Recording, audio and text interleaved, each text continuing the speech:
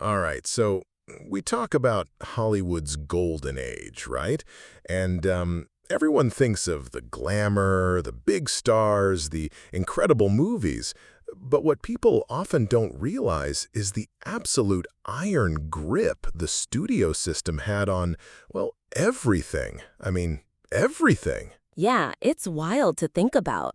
Like, you hear stories, but it's hard to really grasp just how all-encompassing it was.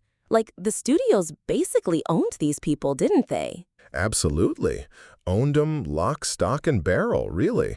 From the 1920s through the late 1950s, a handful of major studios like MGM, Warner Bros., Paramount, RKO, 20th Century Fox, they controlled production, distribution, and even exhibition through their own movie theaters. So they dictated what films got made, how they were marketed, and where they were shown. It was like a total vertical integration, you know? Wow. So they weren't just making movies, they were building an empire, really, from the ground up to the silver screen. That's pretty wild. And the stars were just like cogs in that machine. Precisely. Louis B. Mayer, the head of MGM, he famously said, "We don't make movies, we make stars."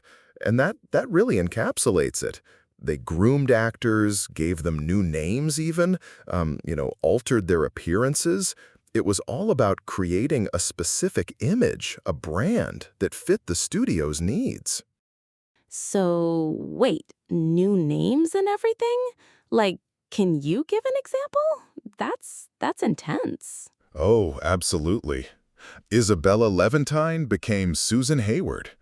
Isser Danielovich became Kirk Douglas. Lucille LeSueur became Joan Crawford. It was commonplace. And these actors, they were signed to incredibly strict, long-term contracts, typically 7 years. These weren't like normal employment contracts either. They were almost indentured servitude in a way. 7 years? Without, like, any real say? That's insane. What about their personal lives? Did the studios control that too? Oh, absolutely, absolutely. These contracts included morals clauses. The studios could dictate who you dated, who you married, what clubs you went to, even, what political opinions you expressed. If you didn't conform, they could suspend you, fine you, or even terminate your contract. Your public image was paramount, and the studios protected it fiercely. Sometimes, well, even by arranging marriages or fabricating romances to cover up scandals. That's wild. So you're saying, like, if a star was gay or doing something the studio didn't approve of, they'd just like make up a whole fake life for them? Often, yes. They'd manage their entire persona. It was about creating an illusion, really, for the public. The studios saw their stars as valuable assets, and they protected those investments at all costs. It was a machine designed to produce perfect, marketable celebrities. And this control extended to the films themselves, of course. Studios, they had their signature styles. MGM was known for its lavish musicals and dramas, Warner Bros. For gritty gangster films and social realism. Paramount, well, they had sophisticated comedies. They knew what audiences expected from them, and they delivered. So, like, if you were a star at MGM, you'd pretty much be doing musicals or big dramas, and you couldn't, like, jump over to Warner Bros. To do a gangster film, even if you wanted to, huh? Exactly. You were under contract, and they would loan you out sometimes, but it was all still under the studio's thumb. Directors, writers, everybody was under contract.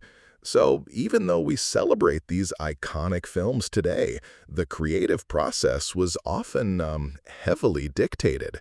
Think about, Casablanca at Warner Bros., a perfect example of studio efficiency. They had a roster of talent ready, from Bogart to Bergman, and they churned it out. That's fascinating. So the iconic look and feel of those films, it wasn't just the director's vision. it was the studio's vision too, like enforced from the top down? Absolutely. The studio heads, the producers, they had immense power. Directors were often seen as technicians, not artists in the modern sense. It was about hitting production quotas, staying on budget, and delivering a consistent product. And for the most part, it worked. They created some of the most enduring films in cinema history. It sounds like a really intense environment, though. I mean, all that control, the constant scrutiny, there had to be like a huge price for that kind of stardom, right? Oh, Nora, absolutely. The price was immense. Many stars suffered terribly under the pressure.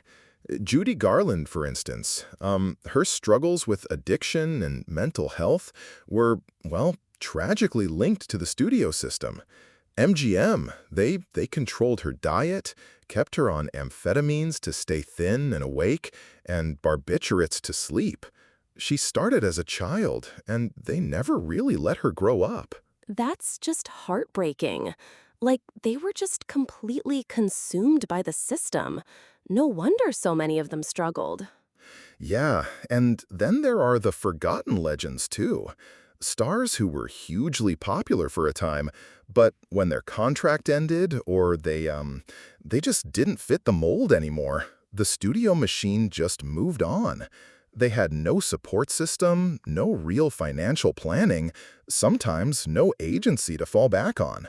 Their careers just, well, evaporated. So, like, the system made them, and then it just broke them and left them behind? That's such a dark side to all the glamour, you know? You only hear about the big names, but there must have been so many others who just couldn't handle it. Hundreds, truly.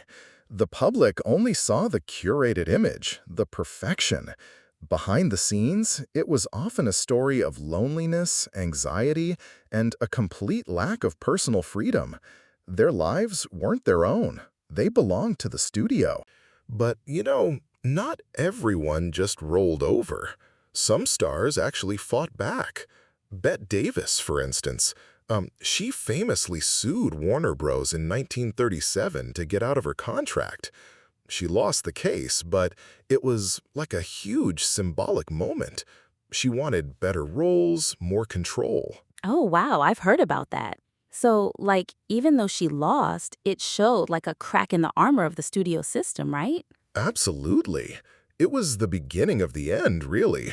And eventually, in the late 40s, the Supreme Court's Paramount decree forced studios to divest their movie theaters. That really crippled their vertical integration. Plus, television was coming on strong.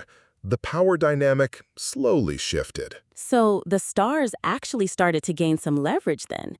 They could like pick their projects and maybe even produce their own films? Exactly. James Stewart, for example, he pioneered the idea of taking a percentage of the film's profits instead of a flat salary. That was revolutionary. It gave actors, well, a vested interest and more financial independence. People like Frank Sinatra and Kirk Douglas even formed their own production companies. The era of complete studio dominance was, slowly fading, giving way to more independent filmmaking and star power. It's so interesting to see how it all changed. But do you think like we still see echoes of that studio system today? Like maybe with influencers or these massive entertainment conglomerates? Oh, absolutely, Nora. I mean, it's not the same level of ownership, thank goodness, but the fundamental idea of creating and managing a celebrity's image is still very much alive. Think of big pop stars, right? Or even these massive franchises like Marvel or Star Wars. Actors are still contracted for multiple films. Their public personas are heavily managed, especially on social media. Yeah, that's true. Like, even with social media, everything is so curated now. It's like a modern version of the morals clause, in a way. You have to maintain a certain image, or, like, it could totally hurt your brand. Exactly. The platform has changed, but the pressure to maintain a marketable, well, a clean image is still very much there. The Golden Age studio system was a ruthless, often brutal, but undeniably effective machine for creating global icons. And its legacy, both good and bad, you can still see threaded throughout modern entertainment. It shaped how we consume media, how we view stardom. It's totally fascinating.